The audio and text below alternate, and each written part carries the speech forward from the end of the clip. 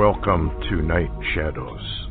I'm Stewart Best, where the paranormal is normal, where that which you thought you knew, you didn't, and where the future can be known if you know exactly where to look. Well, good evening, everyone. Welcome to the update, and this is because of the major war over there that's now going full force over there with Turkey, Syria, and etc. And if what we can read is true, it looks like Russia is also going to get involved in this. And, of course, Trump is taking an awful lot of heat for doing what he's doing. I want to get into all of that. Hi, Larry. How are you doing? Oh, just trying to keep up notes, and it's moving fast over in the Middle East. Yeah, this thing could develop into a major hot war. Well, it is a hot war over there, but this could expand rapidly. I want to get into what we're being told. Now, this is from Hal Turner, who's usually quite accurate on these kind of things. The Syrian government has declared war upon Turkey over invasion of its northern Syria by Turkish armed forces. The Syrian Arab army is now moving to attack the Turks inside of Syria. So this is a major invasion on the part of Turkey. Now, here's the interesting part, and this brings Trump into it, Larry, and I wanted your opinion on it.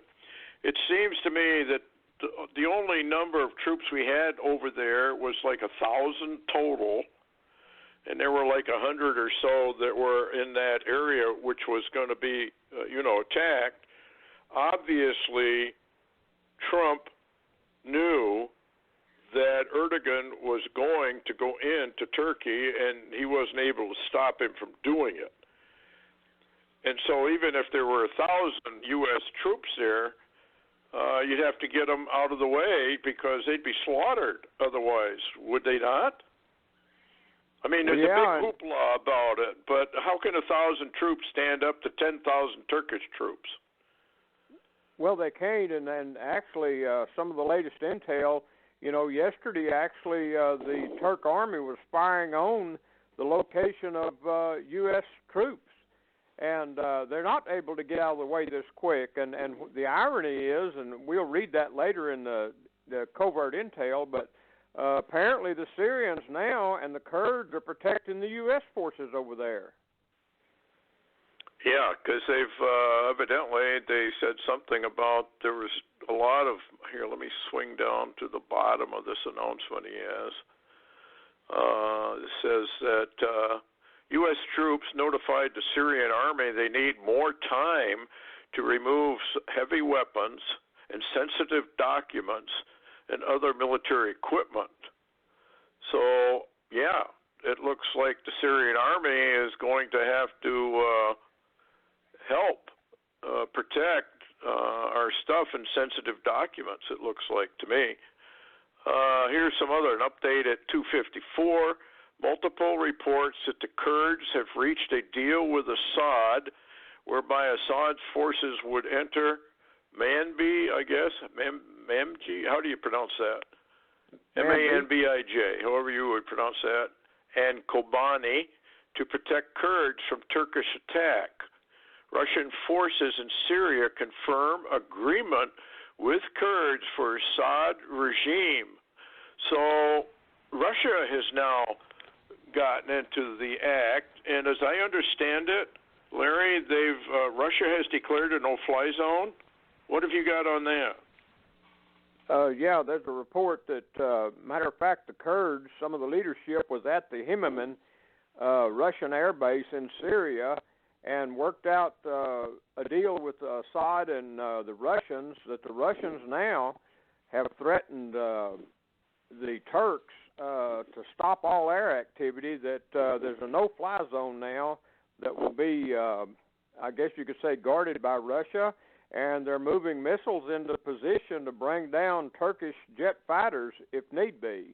So you've got now the Russians and the Turks and the Syrian army all moving towards, the Turkish line. Now, by the way, Turkey, Erdogan's bringing in more reinforcements. He's got lines of reinforcements coming in, and I can read you the latest from intel on the ground over there.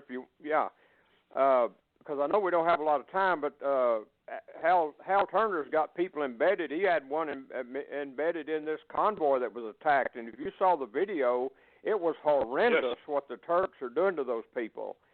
Anyway, he says covert intel, incoming source on the ground in Syria, and this is the latest, which was just, I guess, less than a half hour ago, reported to Hal Turner, said, looks like war will start in a few hours. Both the Syrian Arab army and the Turkish army already getting into face-off position, digging in for battle. Just a few hours and war is on. And so this is moving really ironically. And what's odd, Stewart, and I'd like your opinion here, it looks like, I'm getting a lot of intel that Erdogan has had dreams of actually a face-off with Assad's forces and him destroying Assad. And what's interesting, I think he thinks, maybe because he's NATO, that if he comes under the Syrian attack and the Turkish attack in Syria, that NATO will come to his aid. But I'm hearing reports and rumors that NATO is not going to get involved. This is really a mix of a cauldron of really craziness. Well, it makes you wonder. Now, the United States, if you believe what Wesley Clark said, we have absolutely no reason not to believe him, from the State Department and the generals were told that Assad was to be one of the ones that was to be replaced. Well, maybe Trump has decided we'll let Erdogan be the one that replaces Assad. What do they care who replaces as long as he's gone down? Or maybe they just wait until there's a whole bunch of confusion. But here's the problem I have.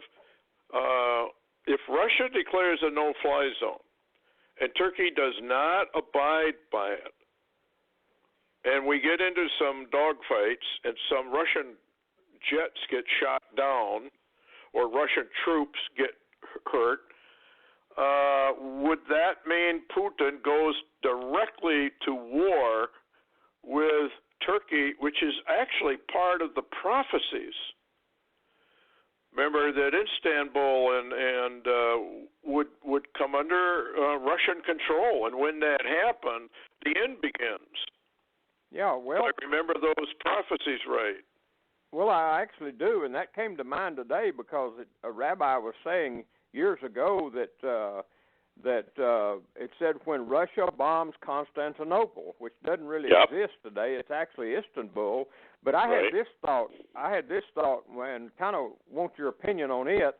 What if Russia and Turkey get into a fight, and Russia actually bombs, the capital or of Turkey? Does Erdogan have to sue for peace with Russia, and then part of that sue agreement is that they have to go with Russia when Russia goes down? I think so. I think that's probably what we're watching, because in Ezekiel 38:39, you go into Isaiah chapter 17, and if you're very careful about all the nations there, obviously Turkey is under the Russian coalition when they come against the mountains of Israel. So probably what we're watching is the beginning of this alignment. Turkey, as you know, has been kind of on the fence, playing both sides against the middle. But they're going to have to make up their mind. And now I see an article that says, see if I can find it here, the Turkish invasion of northern Syria is already beginning to have serious fallout politically and militarily.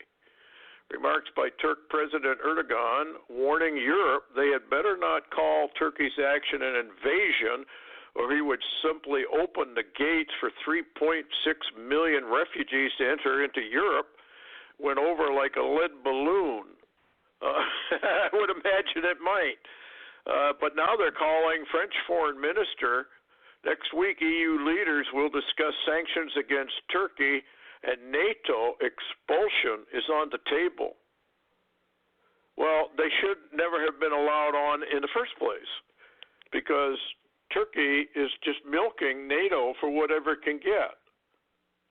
So now with this war, but the thing that really bothers me is we got a lot of Christians there that are going to get slaughtered.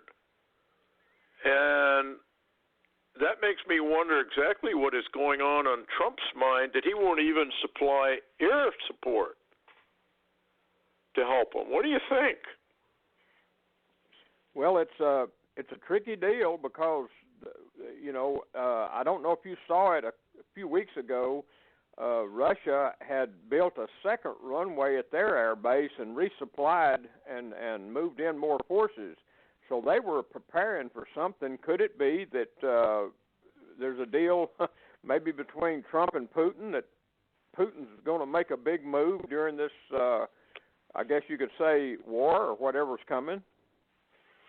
Well, I know Trump, number one, he doesn't want war. He said so over and over again. We're involved in all these useless wars. We're police officers for all these countries around the world. That's a globalist move. That's part of the globalist dominion, I guess you could call it, or domination of the world, the hammer of the whole earth, using United States military for doing all this. And Trump comes along and says, no, we're not going to do that. And here's another headline: U.S. to deliberately withdraw all remaining troops in North Syria. So we're taking everything out and leaving the Christians and the Kurds, and there's a bunch of Christian Kurds, kind of like the Armenian massacre. This is not going to go well for Trump. It already isn't, I guess. I was watching Fox News. They were saying they're trying to get Congress to pass some sort of a resolution to get involved in this. And, all Trump is saying, well, I'll have sanctions. Well, maybe I'll have sanctions next year. Meanwhile, everybody gets slaughtered. Politically speaking, that's not going to help Trump at all. Do you think? Well, Stewart, what would happen if Congress, as much as they hate Trump and they know he don't want another war, what if they passed a law or a declaration of war? Where would he stand? Yeah. So then it's a mess. Let's put it that way. And who knows how this is all going to wash out. I believe in biblical prophecy, and I think what we're watching is the realignment in the Middle East, and it's going to bring about the Ezekiel 38, 39, the Isaiah 17, and Daniel 8 alignments and wars. So we're awful close, I think. What do you think? I just think we're very close. Yeah, and some data that hadn't really been out in public yet is the fact that Iran has an army in movement at the moment. Israel was reporting that their intelligence showed that the plan of Turkey was to go all the way to the Euphrates River, that's prophetic, by the way. Yep. And that now Iran has an army in motion, and the Iranian forces and Hezbollah forces in Syria are mobilizing. And the latest on Israel was that Israel was pretty much ready for war in all directions. What do you think? Yep, I think this thing. Well, like I said on the show Friday, I think what's happening is they're walking around with lit cigars and they're walking in gasoline. And just one mistake, one bad move on the part of Turkey or on the part of Russia, and the whole thing just ignites. And obviously Israel's going to stand back for a little while, probably watch and see which way this thing goes. But anyway, folks, I just wanted to alert you that we're not at war, but there is a hot war now going on over there in the Middle East, which can blow up anytime into a major, major world conflict. Anyway, thanks a lot, Larry, for coming on. And if it breaks further, we'll do a show tomorrow night or Wednesday or whenever we have to. Anyway, thanks a lot for listening. Take care, everyone.